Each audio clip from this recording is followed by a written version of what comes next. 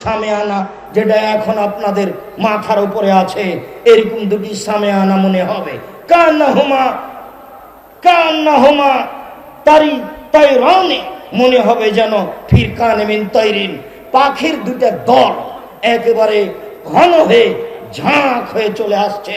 এই সূরা দুইটি আপনার সামনে তুহাত জানে আল্লাহ সাহেবিহি, যারা এই কোরআন মাজিদ পড়ছে বাকারা আল ইমরান তাদের পক্ষে হয়ে তুমুল যুদ্ধ করবে, তর্ক করবে আল্লাহর সামনে। এই কথা বলার পরে রাসূল সাল্লাল্লাহু আলাইহি ওয়াসাল্লাম বলছেন, মনে রেখো ইন্নাল বাকারাতা ফাইন্না আখযাহা বারাকা, যে ব্যক্তি সূরা বাকারা পড়বে তার বাড়িতে বরকত নাযিল হবে। ওয়া তারাকাহু খাসারা, যে ব্যক্তি সূরা বাকারা পড়বে না তার বাড়িতে ক্ষতি, সমস্যা, বিপদ নেমে আসবে। ওয়ালা ইয়াস্তাতিহাল বাতালা, যারা অলস, যারা দুর্বল, তারা এই সূরা বাকারা পড়ার সাহস করে না। সূরা বাকারা ভিন্ন জিনিস। আব্দুল্লাহ ইবনে মাসউদ রাদিয়াল্লাহু তাআলা আনহু বলেন, রাসূল সাল্লাল্লাহু আলাইহি সাল্লাম বলেছেন, আল আয়াতানে মিন আখির সূরাতিল বাকারা, সূরা বাকারার শেষে দুইটি আয়াত রয়েছে। রাসূল সাল্লাল্লাহু আলাইহি ওয়াসাল্লাম বলেন, মান কারা লাইলাতান, মান কারাহুমা লাইলাতান, কেউ যদি এই দুটি আয়াত রাতে পড়ে কাফাতাহু, তাহলে তার জন্য এই দুটি আয়াত যথেষ্ট। যেই ঘরে আপনি সূরা বাকারার শেষ দুই আয়াত পড়বেন সেই ঘরে জিন ভূত থাকবে না এবং রাতে আপনার কোনো সমস্যা হবে না। আবু হুরায়রা রাদিয়াল্লাহু তাআলা আনহু বলেন, শয়তান আমাকে বলল যে যাওয়াইতা ইলা ফিরাসিকা, আবু হুরায়রা 3 দিন তোমার সাথে যে আচরণ করলাম তুমি ফলাফল শোনো। তুমি যখন বিছানায় শুইতে যাবা তখন তুমি যদি আয়াতুল কুরসি পড়ো যেটা সূরা বাকারায় রয়েছে, তাহলে লা ইয়াজালু মিনাল্লাহি হাফিজুন আলাইকা, আল্লাহর পক্ষ থেকে তোমার উপরে একজন রক্ষক থাকবে। ওলা ইয়াকরুকা শয়তান, শয়তান তোমার নিকটে আসতে পারবে না হাত্তা তুসবিহা, সকাল পর্যন্ত। মনে রেখো, আবু হুরায়রা রাদিয়াল্লাহু তাআলা আনহু বলেন, আমাকে বলল তুমি মনে রেখো, তুমি যদি আয়াতুল কুরসি রাতে পড়েছো তাহলে সারা রাত শয়তান তোমার কাছে আসতে পারবে না সকাল পর্যন্ত। সম্মানিত দিনী ভাই বোন, আবু হুরায়রা রাদিয়াল্লাহু তাআলা আনহু বলেন, রাসূল সাল্লাল্লাহু আলাইহি ওয়াসাল্লাম বলেছেন, লা তাজালু বাইতাকুম মাকাবিরা, পৃথিবীর মানুষ তোমরা তোমাদের বাড়িকে কবরস্থান করো না। কবরস্থানে কোরআন মাজিদ পড়তে হয় না, পড়া যায় না। দুবাইয়ে আবুধাবিতে শেখ জায়েদের মসজিদে প্রতি 8 ঘন্টায় একজন লোক কোরআন মাজিদ, 2 জন লোক কোরআন মাজিদ পড়ে। 24 ঘন্টা সেখানে কোরআন তেলাওয়াত হয়, তারা চাকরিজীবী। কবরস্থানে কোরআন মাজিদ পড়া যাবে না। রাসূল সাল্লাল্লাহু আলাইহি সাল্লাম বলেন, পৃথিবীর মানুষ লা তাজালু বাইতাকুম মাকাবিরা, তোমরা তোমাদের বাড়িকে কবরস্থান তৈরি করো না। শোনো, ইন্নাশ শাইতান ইয়ানফিরু মিনাল বাইত তুকরা ফিহি সূরাতুল বাকারা, যেখানে সূরা বাকারা পড়া হয় সেখানে শয়তান থাকে না। যেই বাড়িতে সূরা বাকারা পড়া হয় সেই বাড়িতে শয়তান থাকে না। যেই বাড়িতে সূরা বাকারা পড়া হয় সেই বাড়িতে জিন থাকে না। যেই বাড়িতে সূরা বাকারার শেষ 2 আয়াত পড়া হয় সেই বাড়িতে জিন শয়তান থাকে না। সম্মানিত দিনী ভাই বোন, হাদিস বুখারী মুসলিম। আপনাকে আমি বলছিলাম বিচারের মাঠে আব্দুল্লাহ ইবনে আমর বলেন, রাসূল সাল্লাল্লাহু আলাইহি সাল্লাম বলেছেন, বিচারের মাঠে আপনাকে বলা হবে ইকরা ওয়ার্তাকে ওয়ারাত্তাল কামা তুরাত্তাল ফিদ দুনিয়া, এই শোনো, তুমি তো দুনিয়াতে কোরআন মাজিদ পড়ছিলে, এখন তুমি পড়ো আর জান্নাতের ওই উপরের দিকে উঠতে থাকো, পড়ো আর উঠতে থাকো, পড়ো আর উঠতে থাকো। ফাইনা মানজিলাতাকা ইনদাহা তাকরাউহা, সেটাই তোমার ঘর, যেখানে পড়তে পড়তে তোমার তেলাওয়াত শেষ হবে।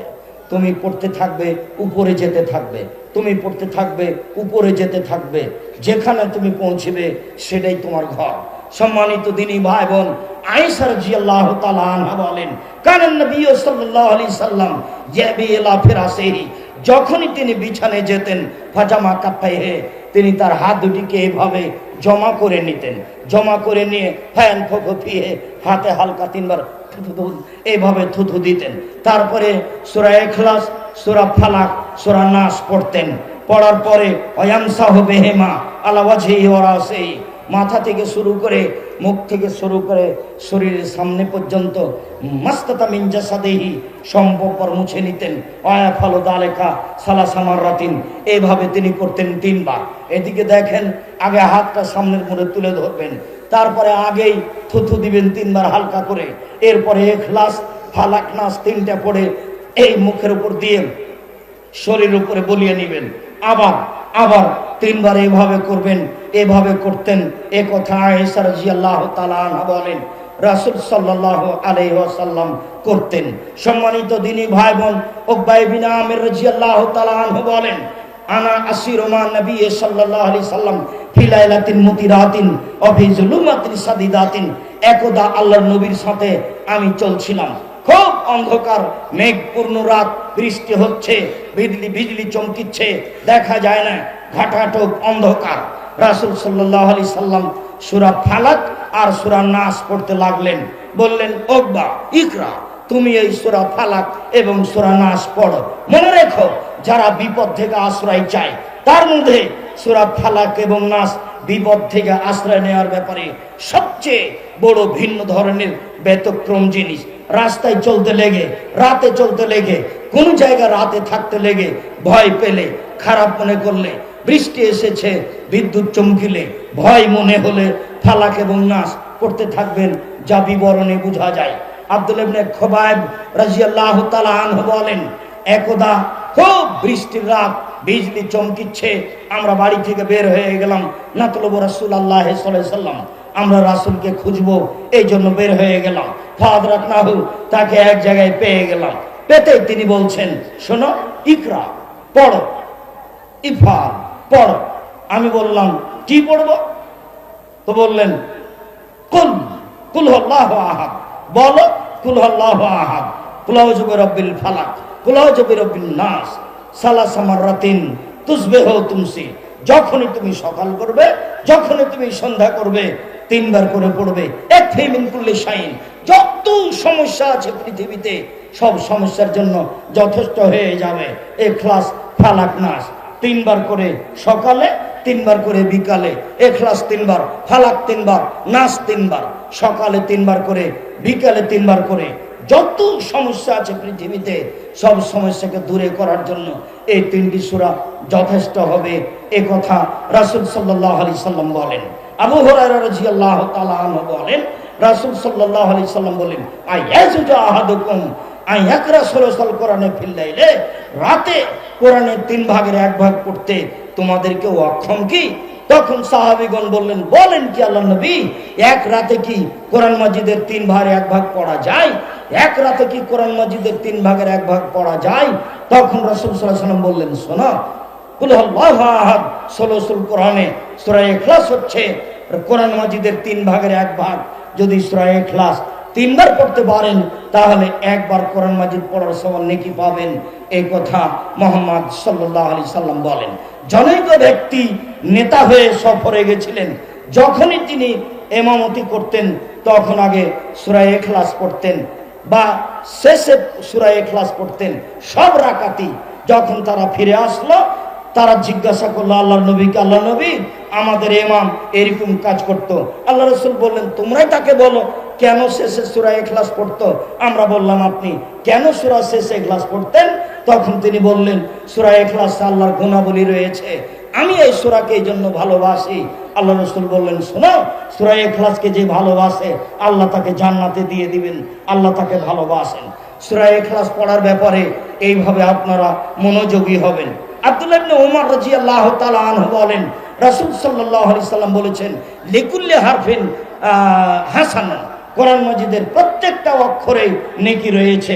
ওয়াল হাসানাতু বিআশরি আমসালিহা, একটা মানে 10টা, একটা মানে 10টা, একটি অক্ষর পড়লে 10 নেকি হয়। আল্লাহ রাসূল বলছেন, লাম আকুল আলিফ লাম মিম হারফুন, আমি বলি না আলিফ লাম মিম 3টা মিলে একটি অক্ষর, আমি বলছি আলিফুন হারফুন ও লামুন হারফুন ও মিমুন হারফুন।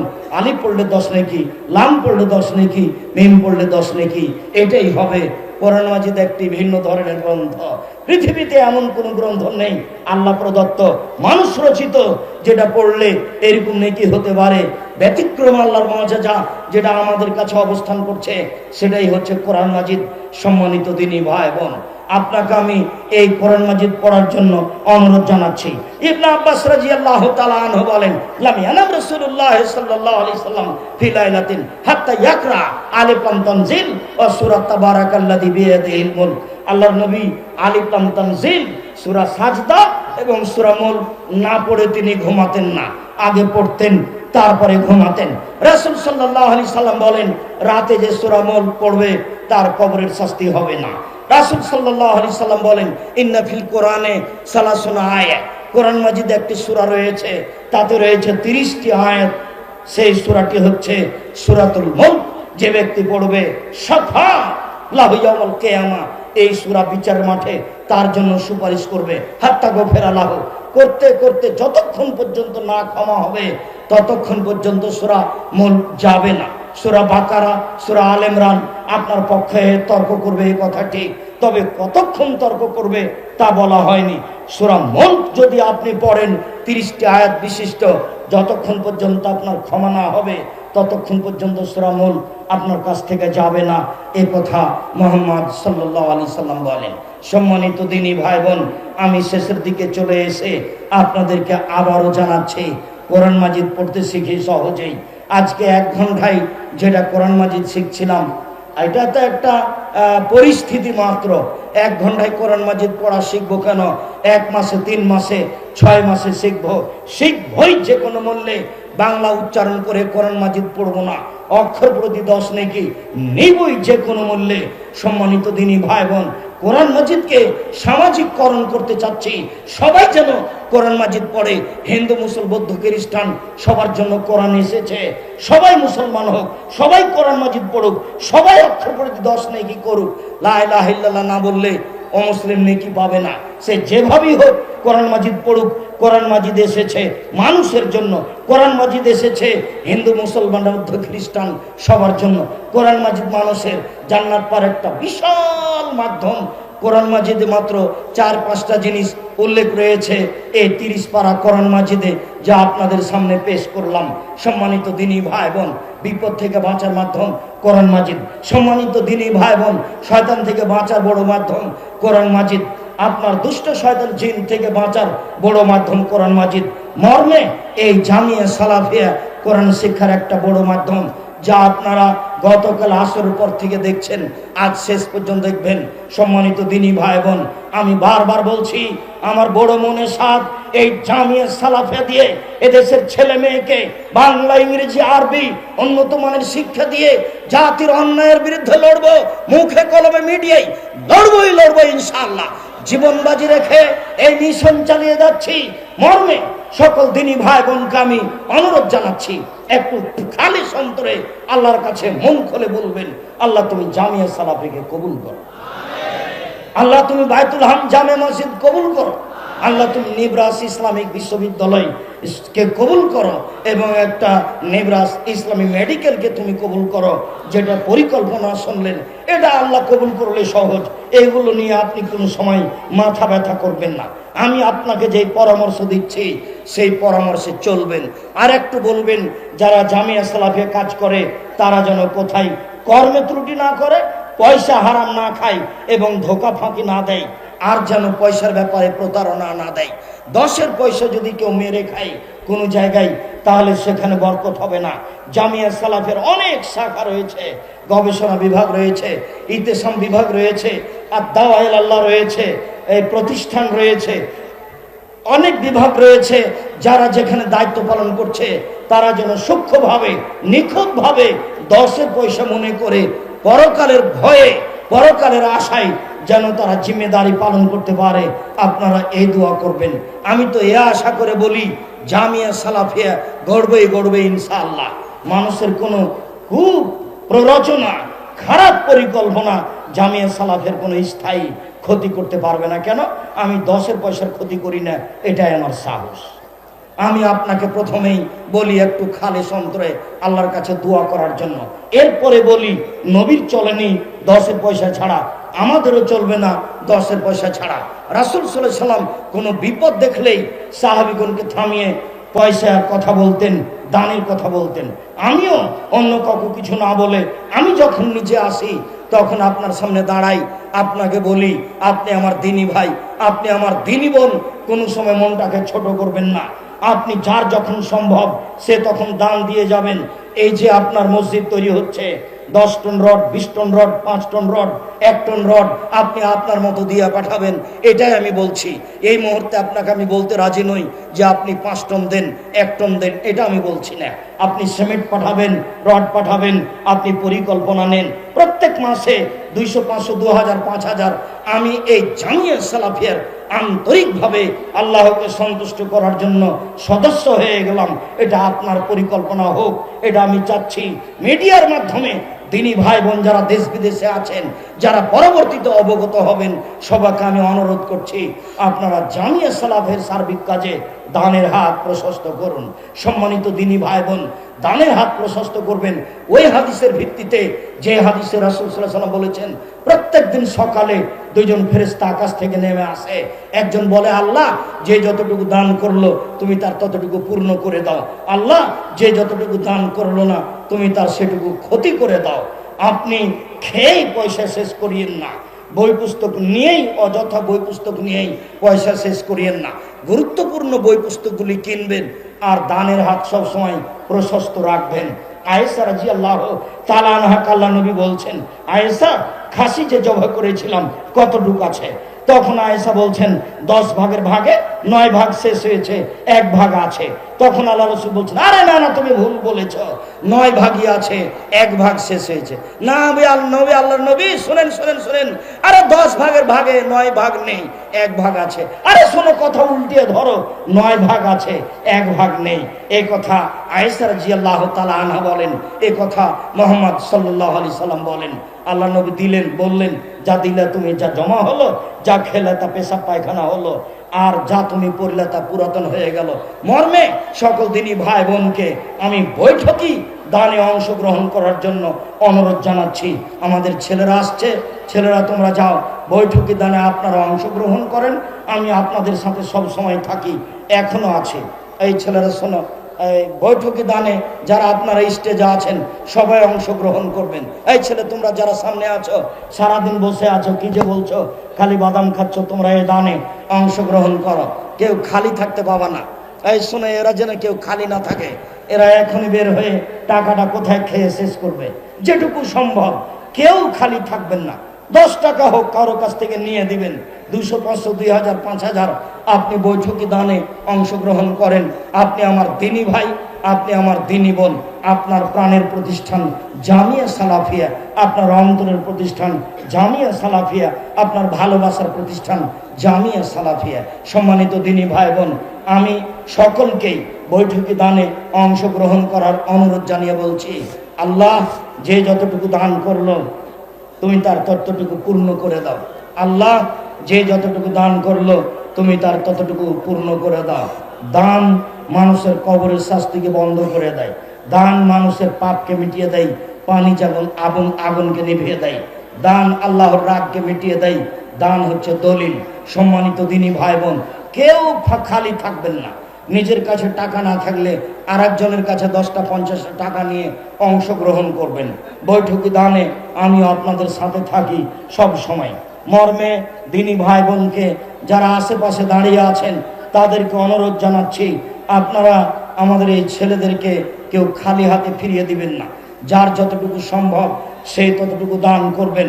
আমি আপনাদের জন্য বলি, যা রাসূল সাল্লাল্লাহু আলাইহি ওয়াসাল্লাম বলতেন, আল্লাহুম্মা সাল্লি আলাইহি আল্লাহুম্মা বারিক আলাইহি বারাকাল্লাহু ফি আহলিকা মালিকা। মাঠ ভর্তি মানুষ, হাজার লাখ মানুষের উপস্থিতি, আপনারা এই খোলা মনে আল্লাহকে সন্তুষ্ট করার জন্য দান করলে আপনি ফলাফল ভোগ করবেন। আপনাদের জামিয়া সালাফিয়া সহজেই কাজগুলি গড়ে উঠবে। জামিয়া সালাফের এটা আপনাদের জন্য সহজ হবে, যারা কাজ করছে তাদের জন্য সহজ হবে।